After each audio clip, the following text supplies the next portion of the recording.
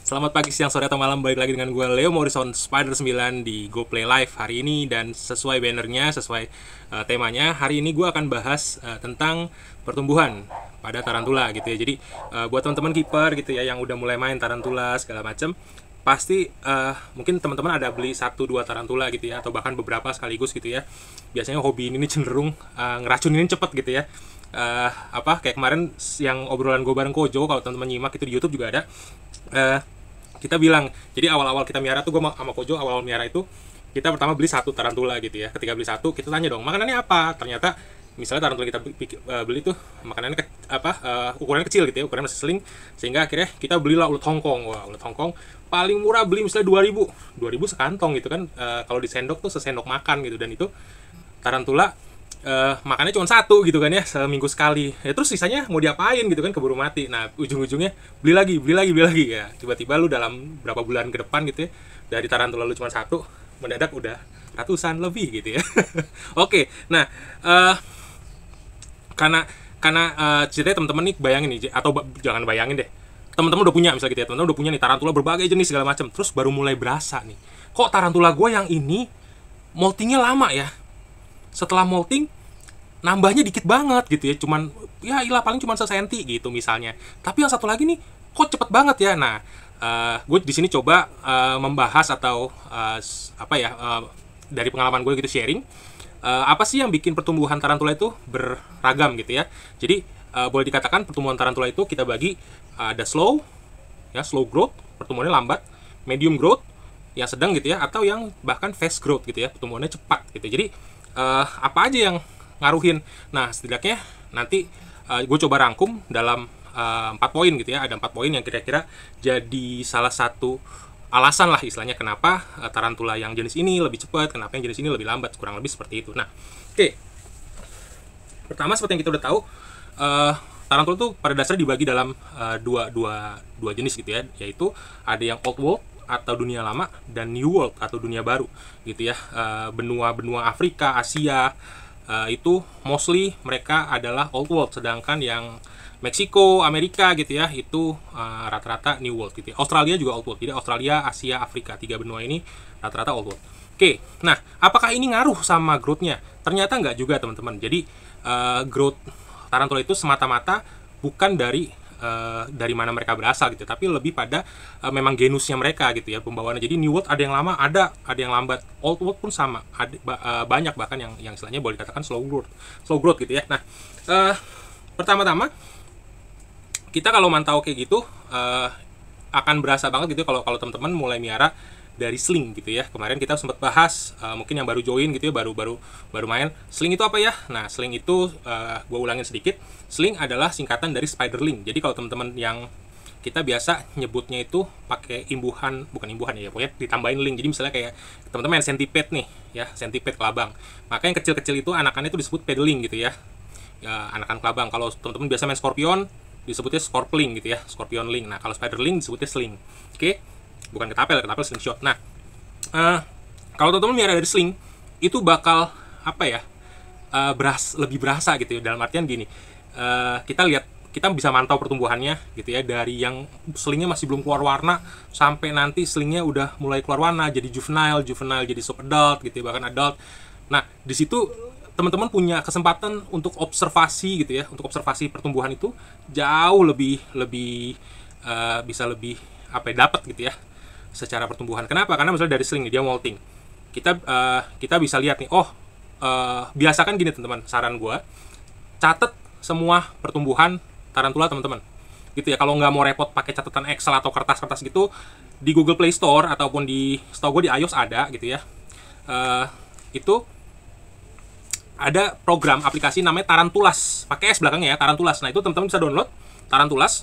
Itu udah lengkap, teman-teman bisa masukin data semua tarantula teman-teman, bisa tambahin dia statusnya pre-molt, asal dari mana, sellernya siapa, bahkan ntar kalau teman-teman udah sexing bisa nentuin jenis kelaminnya gitu. Misalnya udah kita catat nih, oh yang ini male, yang ini female gitu ya. Dan selain penamaan genus maupun spesies, di situ teman-teman juga bisa ngasih kode unik maupun namanya sendiri. Misalnya oh yang ini tarantula ini namanya siapa lah gitu ya, Ngatiem atau siapa gitu ya, terserah pokoknya. Itu bisa kayak gitu. Nah gue saranin banget pakai aplikasi itu karena akan ngebantu banget buat kita untuk mantau kalau gue suka pakai itu karena untuk mantau moltingnya teman-teman gitu. Jadi episode lalu kita sudah bahas tentang molting, dan itu adalah salah satu, boleh dikatakan salah satu apa ya, mark gitu ya, satu tanda gitu ya, kita bisa track back gitu ya, molting tarantula kita seberapa cepat. Kenapa? Karena nanti dari track molting ini teman-teman juga bisa larinya ke arah sexing. Oke, nanti gue jelasin lebih lanjut. Nah, balik lagi, cerita teman-teman tadi udah miara sling. Oke, udah miara sling, terus katakanlah ada teman-teman punya 5 tarantula, 5-5 sling misalnya gitu ya. Itu ntar akan kelihatan tuh, walaupun kita tahu ya ini waktu lahirnya kan nggak bersamaan, nggak barengan, tapi kan lama-lama trennya kelihatan nih. Oh, yang spesies A misalnya katakanlah Grammosola pulcreps gitu ya, dia cenderung moltingnya ternyata tuh 4 bulan sekali atau 5 bulan. Sedangkan misalnya teman-teman punya yang lain, katakanlah rosea gitu ya. Oh, ternyata rosea nih bisa 6 bulan bahkan 7 bulan gitu ya, periode masa ini. Dan untuk tarantula itu sebenarnya ketika dia kecil, ketika ukuran sling tadi, dia akan secara pertumbuhan dia akan jauh lebih cepat daripada dewasanya gitu, karena memang dia butuh tumbuh lebih cepat. Sebentar nih, laptop gua kunci. Oke, nah jadi karena tarantula itu masih kecil, dia akan kayak seolah-olah push supaya dia cepat gede gitu ya, supaya cepat gede. Dan semua sling rata-rata dia punya tendensi untuk burrow, untuk gali-gali masuk ke dalam gitu ya, untuk burrow. Jadi pastiin kalau teman-teman nyara sling, kokopitnya kasih yang agak banyak kan, is oke. Oke, nah balik soal pertumbuhan dari sling ke juve. Nanti juve itu singkatan dari juvenile tadi ya, juvenile.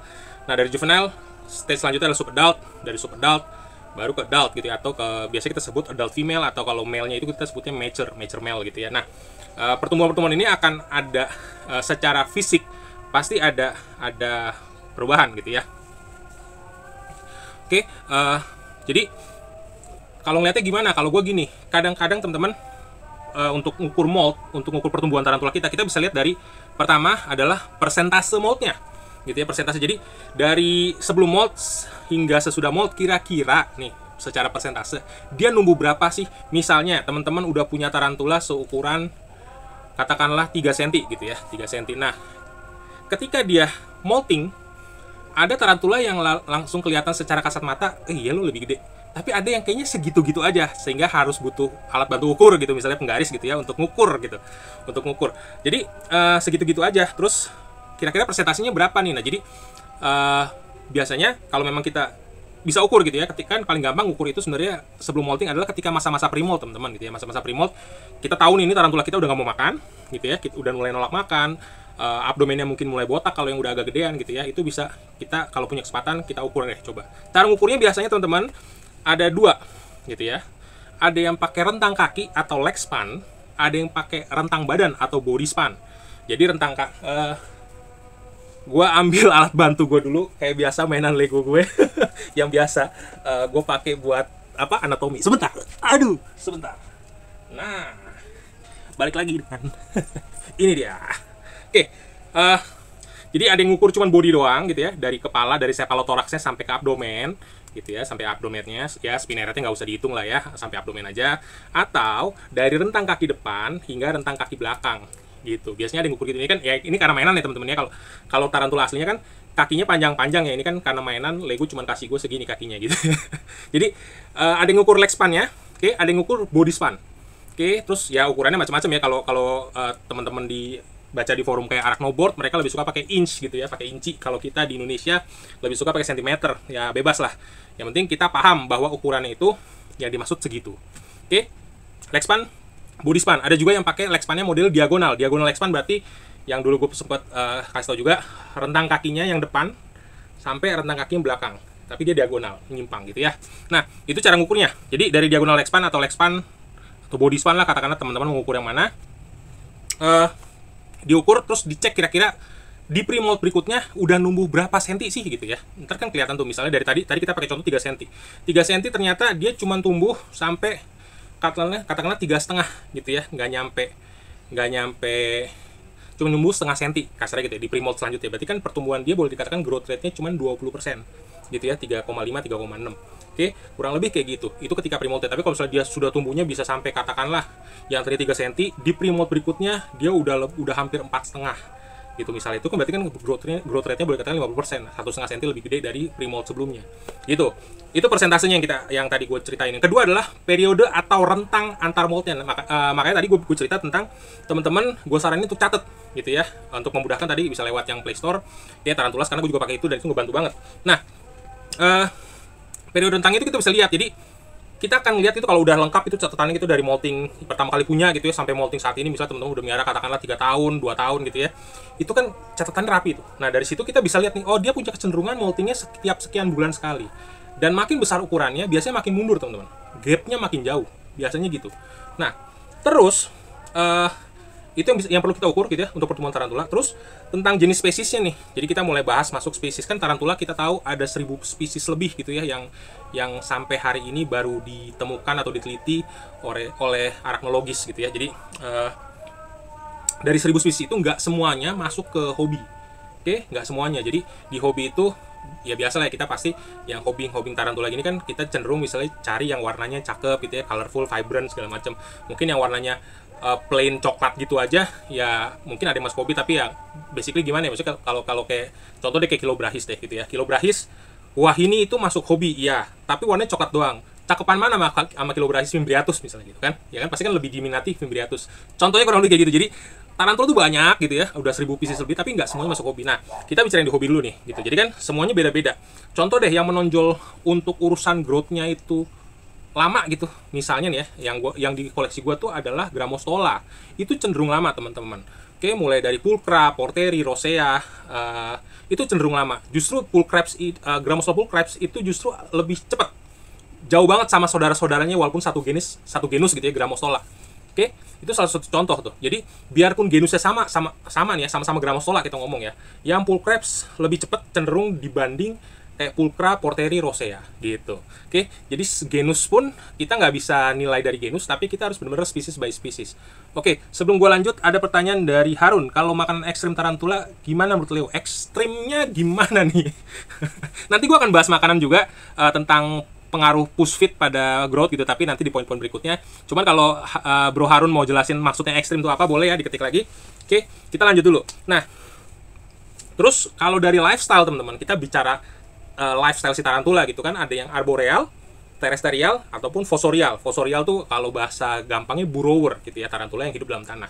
Atau ada yang hybrid gitu segala macam. Nah, dari sekian banyak, nggak sekian banyak, anggaplah dari pengalaman gue yang secuil ini, gue ngeliat tuh, pengalaman gue tuh, dari situ gue belajar bahwa jenis-jenis arboreal ya, secara general, secara umum, itu biasanya lebih cepat gitu ya. Secara pertumbuhan arboreal cenderung lebih cepat, nggak semua tapi cenderung lebih cepat. Oke, itu arboreal. Lalu juga kalau misalnya dari webbing deh, contoh gitu ya, dari webbing biasanya teman-teman tarantula yang heavy webber, yang nge-web banyak tebel, itu juga punya kecenderungan untuk dia punya growth-nya lebih cepat teman-teman gitu ya. Jadi kayak gitu. Itu sih dari pengalaman gue. Teman-teman kalau punya pengalaman beda, punya pendapat beda segala macam, monggo diketik aja langsung di komen menurut teman-teman.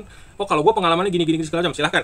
Oke, itu dari jenis nih ya. Kita tadi bicara arboreal cenderung lebih cepat dan heavy weber juga growth-nya cenderung lebih cepat. Oke, yang kedua gender teman-teman ya, male female. Nah, jadi ini salah satu cara gue untuk sexing tanpa ngelihat kulit mold. Oke, gue bukan, ini disclaimer dulu nih, disclaimer.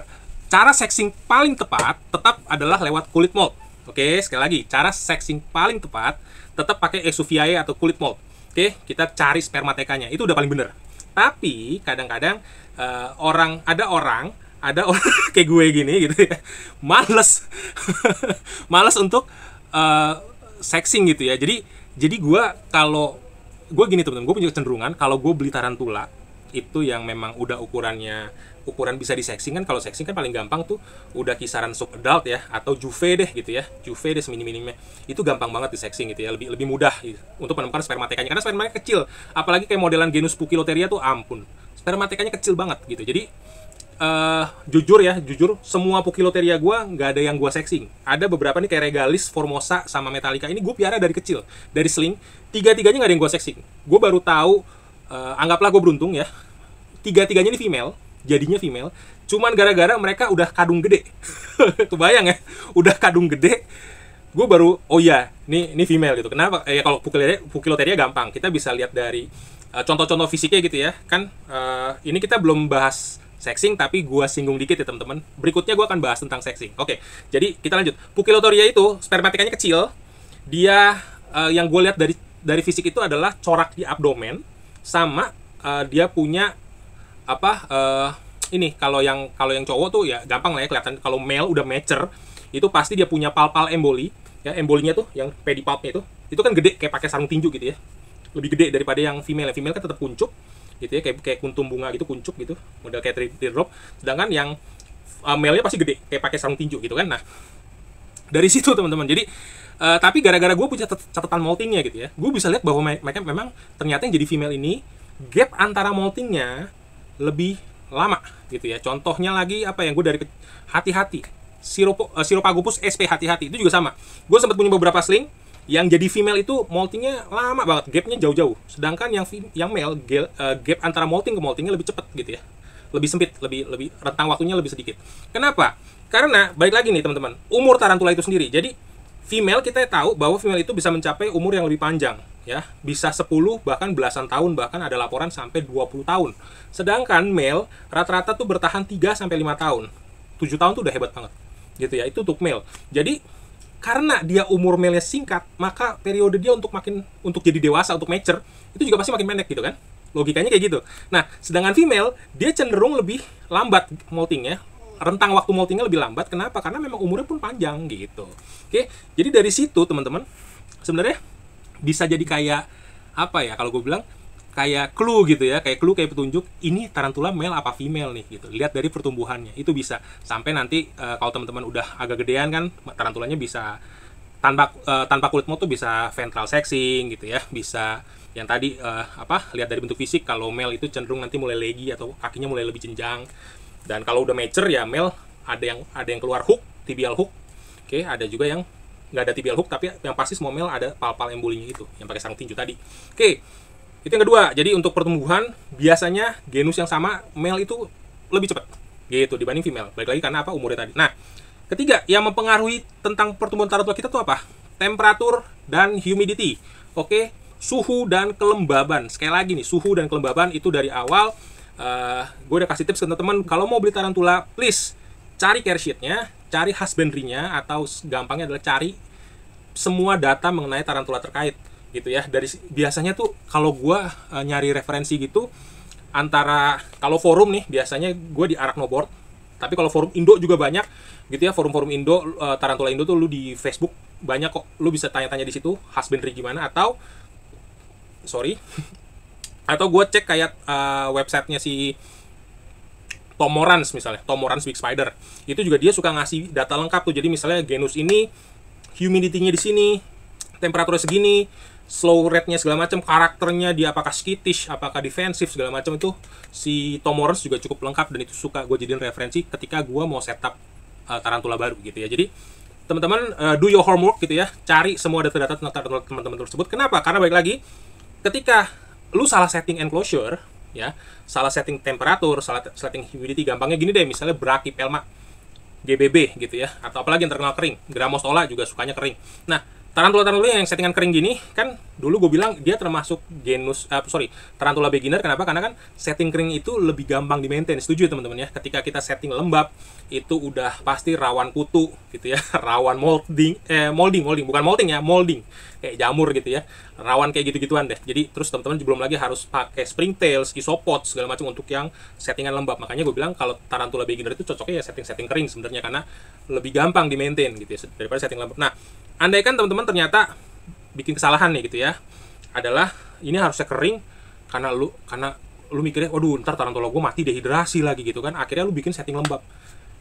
Baik lagi, salah settingan, tarantulanya nggak bisa kemana-mana, dia cuma akan muter-muter di enclosure itu, nggak tenang, nggak bisa calming down gitu ya. Istilahnya kalau tarantula itu adalah hewan yang jarang bergerak sebenarnya.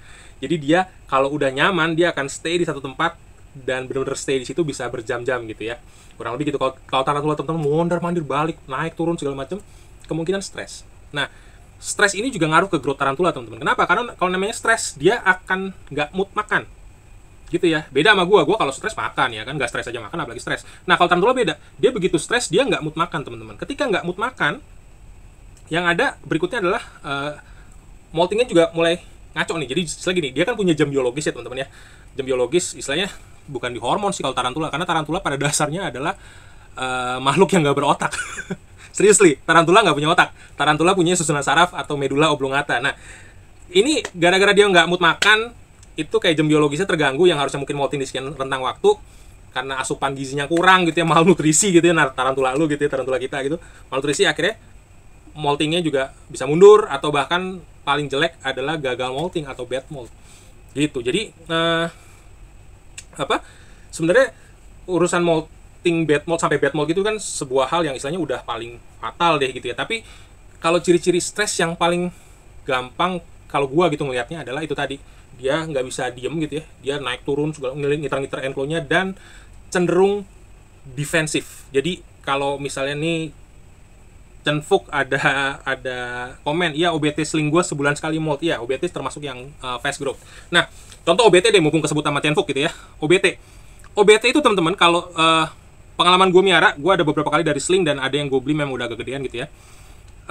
OBT itu ketika lu cara stresnya salah satunya yang gampang dilihat. Pertama, dia nggak mau nge-web. Oke, harusnya dia heavy webber ya. Jadi kita lihat nih, ini tarantula harusnya gimana? Dia nggak mau nge-web. Dia heavy webber nggak? Misalnya kayak Hamori, dia nggak mau nge-web ya bang. Ya kan Hamori nggak heavy webber gitu ya. Jadi itu nggak bisa jadi indikasi. Tapi kalau kayak OBT gitu ya, dia tarantula yang heavy webber tapi dia nggak nge-web, dia bolak-balik naik turun kandang, stres pasti gitu. Dugaannya udah pasti itu stres. Ya, jadi karena kita udah baca husbandry care sheet tadi gitu ya, cara-cara miara, kita akan tahu nih OBT itu heavy webber. Jadi setup kandangnya itu lo harus setidaknya kasih beberapa ornamen yang bisa jadi anchor point atau ya anchor point gitu ya, buat dia nge-webbing, bikin webnya gitu. Nah ketika kayak di gua gitu, ketika AF OBT gua ini nyaman gitu ya, dia punya banyak anchor point karena gua pakai tanaman plastik gitu ya, kayak pohon-pohonan bonsai, gua pakainya gituan plastik. Bisa gue turunin nggak ya, di mana dia ya? OBT kayaknya di atas. Oke lah, lupakan dulu. Ketika kita ngasih dia anchor point, oke, dia nge-web dan dia akan cenderung, kalau di gua itu less agresif, kecuali memang itu Weber lu korek-korek gitu ya, Sanggara lu korek-korek ya, dia pasti strike pose. Tapi basically karena dia heavy Weber, dia bisa settle down di enclosure-nya, dia bisa cocok sama suhunya segala macam. Biasanya tarantula kalau udah kayak gitu, dia less agresif. Biasanya ya, nggak selalu, nggak jaminan. Oke, itu pengalaman gue. Nah, temperatur humidity tadi kita udah bahas poin ketiga. Yang keempat atau terakhir, itu adalah feedingnya sesuaikan dengan growth rate, teman-teman. Jadi, tadi kan Bro Harun ada nanya nih, makanan ekstrim. Gue kurang nangkep pertanyaannya, sorry. Ekstrim itu kayak gimana, tapi kalau gue mau bahasnya lebih ke arah push feed, teman-teman. Ya, push feed, atau ada bahasa yang nyebut, kalau di forum-forum Arachnoboard itu kayak power feed gitu. Jadi kita kasih terus gitu ya, kasih terus makanannya, dipus. Nah, jujur teman-teman, cara kayak gini akan memperpendek umur si tarantula. Balik lagi, tarantula tadi kita udah tahu ya, umur rentangnya misalnya 15, jangan ambil female deh, ambil male deh, contoh ambil male yang gampang, 3 sampai 5 tahun. Oke, 3 sampai 5 tahun, karena begitu lu sayang tarantula lu gitu ya, lu mau pastiin dia nggak akan kelaparan segala macam, lu push feed. Oke, ujung-ujungnya mungkin nanti dia cepet gede tapi cepet mati karena memang umurnya udah di setup segitu, teman-teman gitu ya, umurnya udah di setup segitu. Jadi kalau saran gua misalnya nih contoh Grammostola rosea deh gitu ya, rosea sama Grammostola rosea itu kan kita tahu nih dia slow. Oke, karena dia slow growth, pada dasarnya gini teman-teman, semua tarantula itu adalah hewan yang boleh dikatakan opportunistik gitu ya. Ketika dia ada makanan yang bisa, ada sesuatu yang bisa dia makan, even itu bangkainya serangga gitu ya, bangkai dari, jadi misalnya lu cemplungin ul Jerman gitu ya, ul Jermannya mungkin udah mati tapi belum berbau gitu, itu juga kadang kan dia makan. Nah, karena dia opportunistik kayak gitu, jadi sebenarnya lu mau empanin tiap hari pun ya dia akan terus makan sampai dia ngerasa abdomen dia udah full. Oke. Nah, power feed ini atau push feed ini yang gue sarankan adalah lu kalau mau push feed, pastiin lu tahu tujuannya. Misalnya nih, tarantula female habis molting, lu mau kawinin. Biar tarantula male-nya punya kecenderungan dimakan yang lebih kecil, biasanya kalau di gua setelah molting, adult female-nya ini gua push feed. Push feed-nya juga nggak tiap hari, teman-teman. Jadi misalnya tarantula ini female, kita ngomong apa, misalnya rosea deh, contoh rosea ya. Rosea itu termasuknya slow growth, jadi harusnya dia dikasih makan, katakanlah kalau yang slow itu bisa 2 minggu sekali gitu ya, kalau yang slow. Kalau yang medium atau yang bahkan fast, lo boleh kasih seminggu sekali. Nah, karena dia mau gua push feed, akhirnya gua samain makan yang harus dari 2 minggu sekali. Ini kita ngomong adult ya, adult female ya, adult female mau breeding. Oke gitu, gua push nih. Oke, push seminggu sekali sampai dia dalam posisi abdomennya plump, apa ya, gemuk gitu ya, gemuk penuh, sampai dia kadang mungkin udah mood makannya udah nggak, nyambernya udah nggak cepet gitu ya, jadi kayak makannya ogah-ogahan, samber nggak ya, kayak gitu gitulah. Nah, kalau udah kayak gitu, baru gue biasanya kenalin ke male-nya gitu ya. Basically ya yang di luar sana breeder-breeder gue yakin banyak yang punya tips trik lainnya, cuman ini gue ceritain dikit karena terkait dengan push feednya ya teman-teman ya. Gue belum sampai tahap ngajarin breeding nih ya baru tentang push feednya. Jadi push feed biasanya kayak gitu kalau gue. Jadi bukan berarti semuanya tanpa sebab, pokoknya gue kasih 3 hari sekali atau seminggu sekali gitu, enggak juga sih. Jadi karena gini teman-teman, beberapa adult female itu makannya beneran moody, bukan pre-molt loh, tapi memang dia moody gitu. Jadi lu nggak bisa pakai cara yang kalau kayak di gue gitu ya, kayak contoh LBB deh.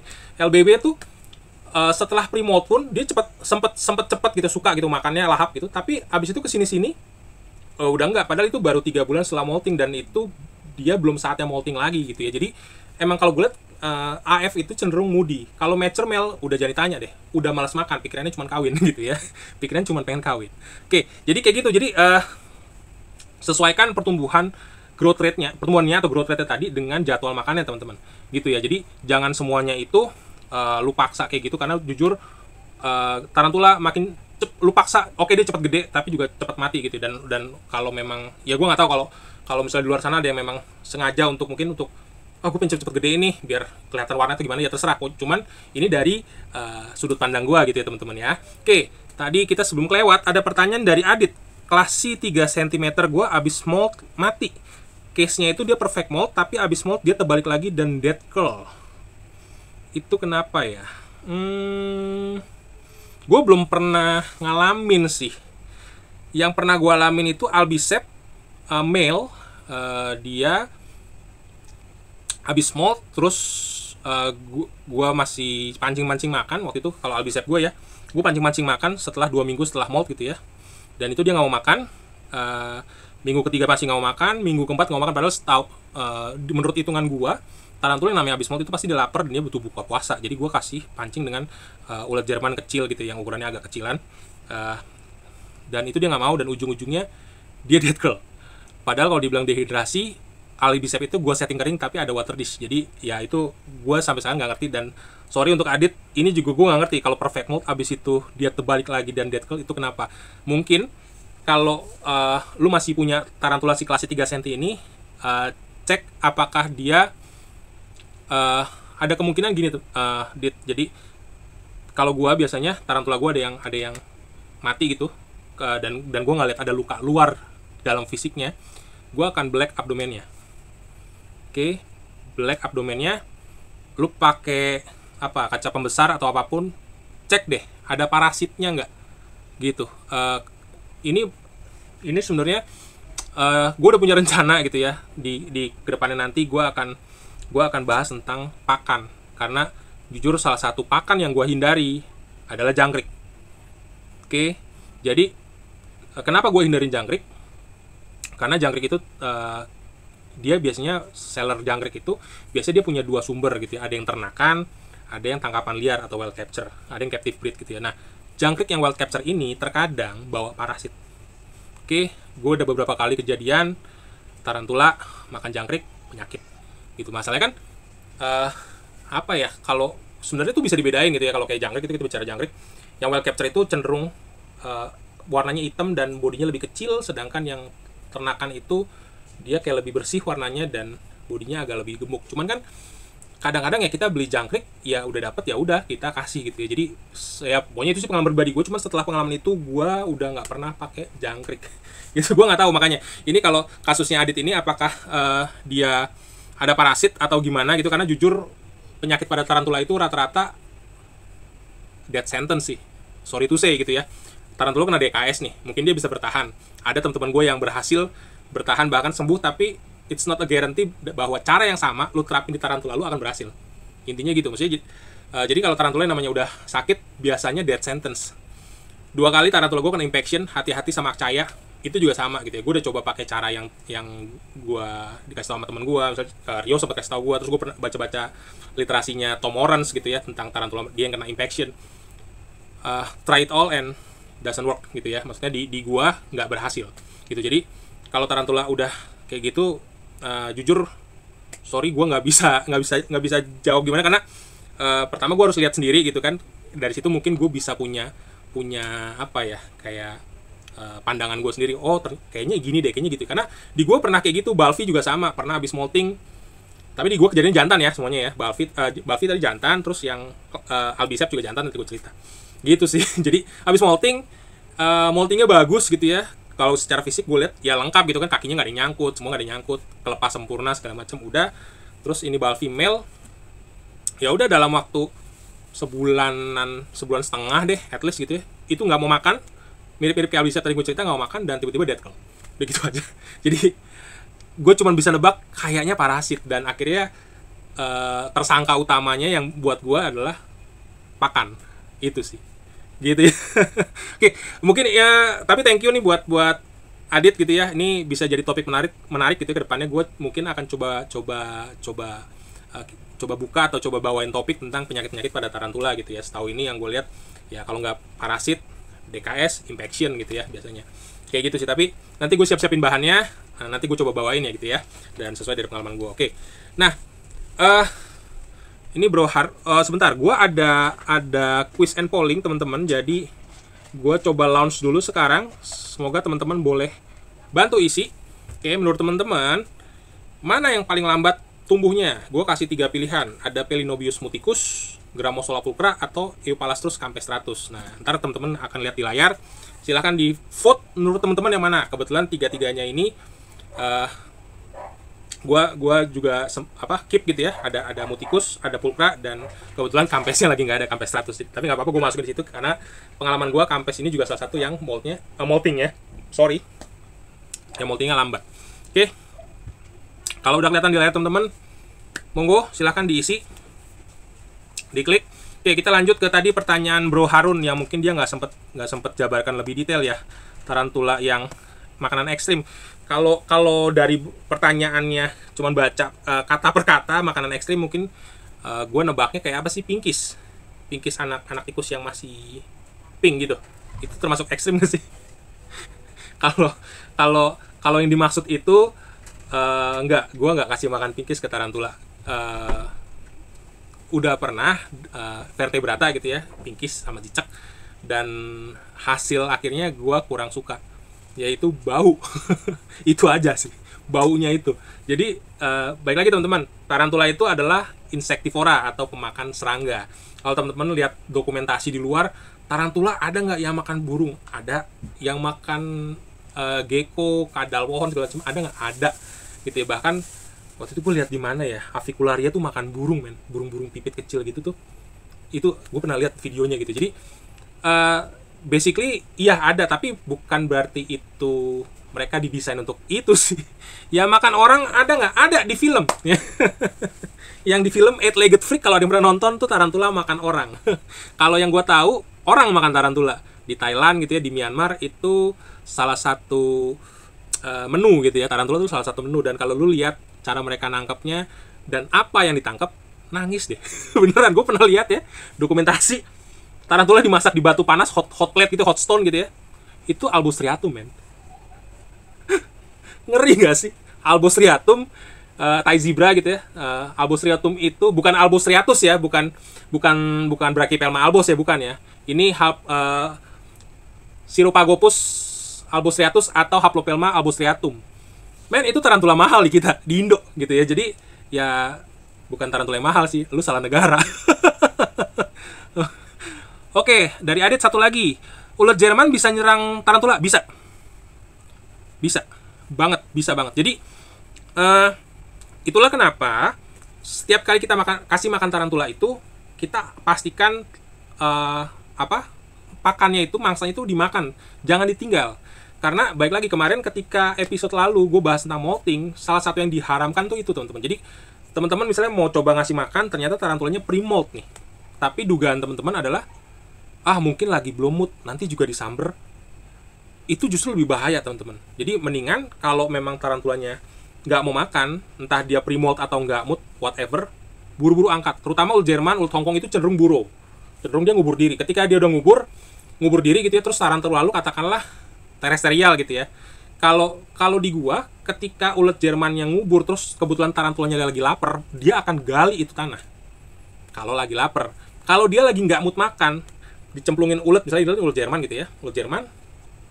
Terus karena nggak diserang ulet Jermannya keburu burrow. Ketika burrow, dia akan sembunyi sampai waktu yang tepat. Karena gini teman-teman, ketika tarantula molting, tarantula ini mengeluarkan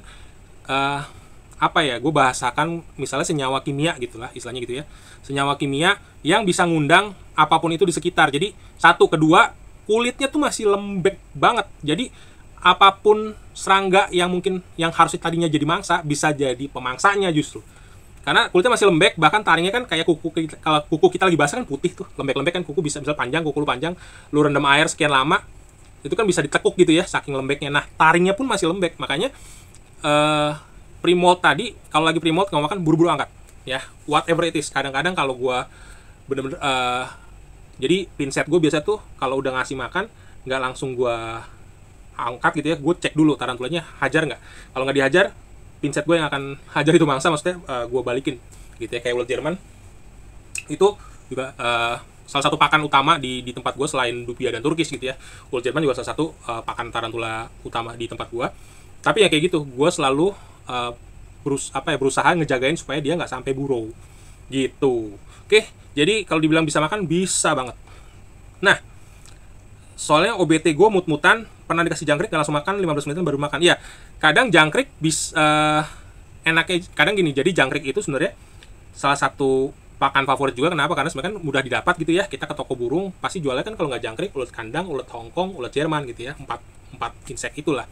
Kalau gue di Jatinegara lebih lengkap tuh, ada ulet bambu kadang-kadang gitu ya, kalau memang stokisnya lagi ada. Nah, memang jangkrik dia nggak burrow, setuju gue. Cuman dia punya potensi untuk nyerang balik si tarantula sebenarnya ketika tarantulanya yaitu tadi dalam posisi molting gitu ya. Jadi pastiin aja pokoknya setiap kali tarantula lu pre-molt, jangan sampai dia ditinggalin ada sisa makanan yang sudah dimakan maupun yang belum dimakan. Kalau yang belum dimakan, ya makanannya ini, istilahnya mangsanya ini bisa berbalik nyerang dia. Kalau sisa makanan yang sudah dimakan, bisa ngundang semut, bisa ngundang kutu, bisa ngundang molding atau jamur gitu ya. Terutama untuk teman-teman yang settingan tarantulanya butuh lembab gitu. Jadi sisa apapun, please di take out gitu ya. Termasuk nih teman-teman, bolus apalagi itu. Bolus itu adalah pupnya si tarantula. Ini juga diangkat ya teman-teman.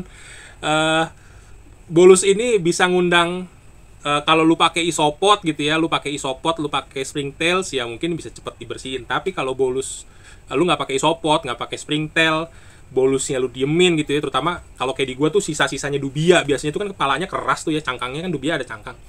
Itu pasti gua ambilin. Kenapa? Karena itu tadi bisa ngundang semut, ngundang kutu, ngundang molding segala macem gitu. Oke, jadi itu ini jadi agak melenceng nih ke tips and trick untuk kebersihan kandang ya, nggak apa-apa sambil ngobrol. Oke, thanks semuanya ya, sama-sama Adit, thank you udah partisipasi untuk komen-komen. By the way, tadi teman-teman apakah sudah keluar pollingnya? Udah ada yang isi? Oke, harusnya sudah lewat dari semenit karena gue tadi cuma kasih waktu semenit, gue cek resultnya. Nah, resultnya apakah ada yang terlihat? Baik, kalau gitu teman-teman, gue rasa cukup dulu untuk saat ini ya. Terima kasih buat teman-teman yang udah berpartisipasi, yang udah nyawer juga, thank you udah nyawer. Ya, kita akan balik minggu depan. tetap ntar gue akan atur waktu tetap di weekend antara Sabtu atau Minggu, jamnya jam 3 sore gitu ya, biar ya waktu kita di situ-situ aja. Oke, sementara itu dulu dari gue. Thank you banget teman-teman semuanya, stay safe dan jangan duduk di WC jongkok. Ciao.